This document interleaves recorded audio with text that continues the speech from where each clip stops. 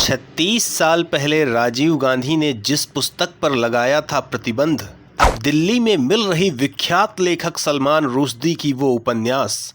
मुस्लिम संगठन इस पुस्तक पर प्रतिबंध के लिए क्यों फैला रहे थे उन्माद? मित्रों, कहने को तो हमारे भारतवर्ष में बोलने की स्वाधीनता है और अभिव्यक्ति की स्वतंत्रता के नाम पर मकबूल फिदा हुसैन जैसे जिहादी चित्रकार हिंदू देवी देवताओं के अश्लील चित्र बनाने का दुस्साहस कर जाते हैं। 100 करोड़ हिंदुओं की आस्था पर कुठाराघात करते हुए सार्वजनिक रूप से गोमांस खाने का प्रदर्शन तक भारतवर्ष में किया जाता है। कांग्रेस पार्टी के कार्यकर्ता केरल में भाजपा के विरुद्ध प्रदर्शन के लिए सार्वजनिक रूप से गोहत्या करते हैं, किंतु भाजपा प्रवक्ता नुपुर शर्मा यदि किसी मौलाना को टीवी वाद विवाद में उत्तर दे दें तो उनके प्राणों पर संकट आ जाता है। कमलेश तिवारी और कन्हैया लाल की हत्या कर दी जाती है।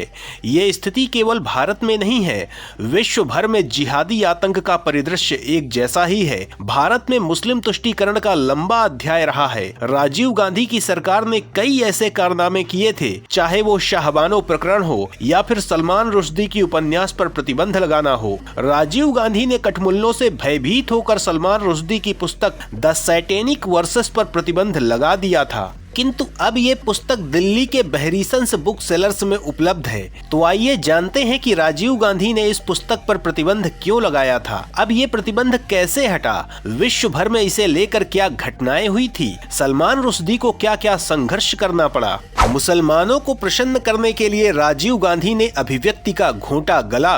ईरानी सुप्रीम लीडर खोमैनी ने सलमान रुश्दी की हत्या का जारी किया था फतवा। इस वीडियो में सबसे पहले हम आपको ये बताएंगे कि सलमान रुश्दी कौन है और उनकी पुस्तक द सैटेनिक वर्सेस का इतना विरोध क्यों हुआ था। इसके पश्चात हम आपको ये भी बताएंगे कि अब ये प्रतिबंध कैसे हट गया। सलमान रुश्दी एक साहित्यकार हैं। उनका जन्म 19 जून 1947 को मुंबई में हुआ था। उनके पिता अनीस अहमद रुश्दी एक समृद्ध व्यापारी थे।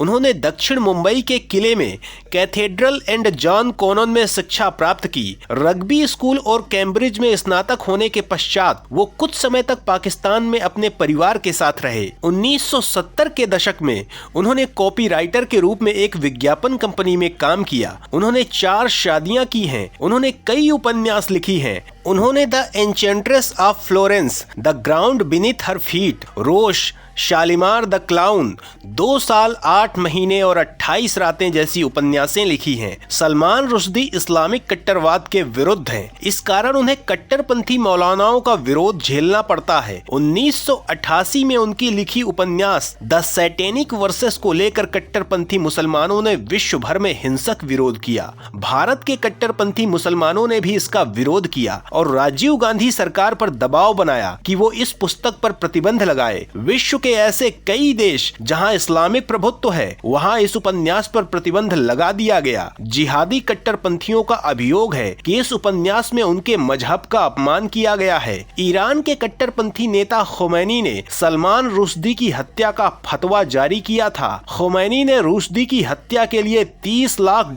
के पुरस्कार की भी घोषणा की थी।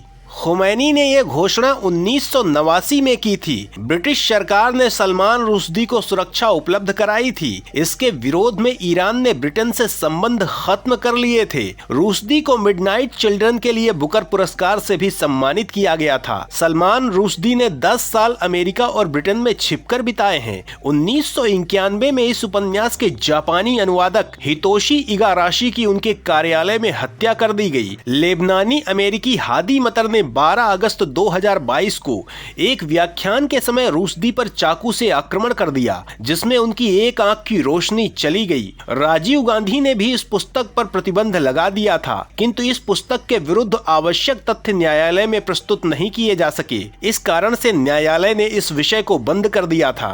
दिल्ली उच्च न्यायालय ने पुस्तक पर चल रहे विषय को किया था बंद। अब बहरीसंस बुक सेलर्स में उपलब्ध है उपन्यास।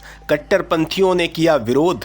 राजीव गांधी सरकार ने 1988 में इस पुस्तक पर प्रतिबंध लगा दिया था। इस प्रतिबंध के विरुद्ध दिल्ली उच्च न्यायालय में याचिका लगाई गई थी। इस विषय को दिल्ली उच्च न्यायालय ने बंद कर दिया था, क्योंकि 5 अक्टूबर 1988 की अधिसूचना सरकारी अधिकारी प्रस्तुत नहीं कर सके थे। ऐसे में ये मान लिया गया था कि कोई ऐसा आदेश सरकार ने दिया ही नहीं था। इस प्रकार से पुस्तक पर सरकारी प्रतिबंध अब मान्य नहीं है और दिल्ली स्थित बहरीसंस बुक सेलर्स में ये पुस्तक उपलब्ध है। इसकी जानकारी एक्स पर बहरीसंस बुक सेलर्स के द्वारा ही दी गई है। इसका मूल्य 1999 रुपए है। पाठकों में इस पुस्तक के लिए भयंकर आकर्षण देखने को मिल रहा है, किंतु इसके मूल्य को लेकर कुछ पाठकों ने कहा है कि ये बहुत अधिक है, जबकि कुछ पाठकों ने कहा कि इस पुस्तक के लिए जिस प्रकार का संघर्ष लेखक और प्रकाशक ने किया है उसके अनुसार ये अधिक नहीं है। भारत के कट्टरपंथी मौलानाओं ने इस पुस्तक की बिक्री का विरोध किया है और भारत सरकार से इसे पूर्ण रूप से प्रतिबंधित करने की मांग की है।